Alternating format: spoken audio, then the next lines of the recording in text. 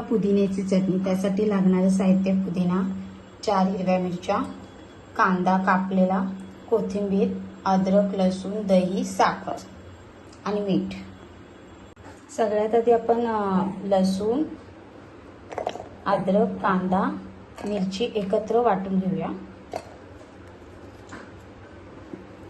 त्यामध्ये पुदिना घालूया आणि कोथिंबीर आणि साखर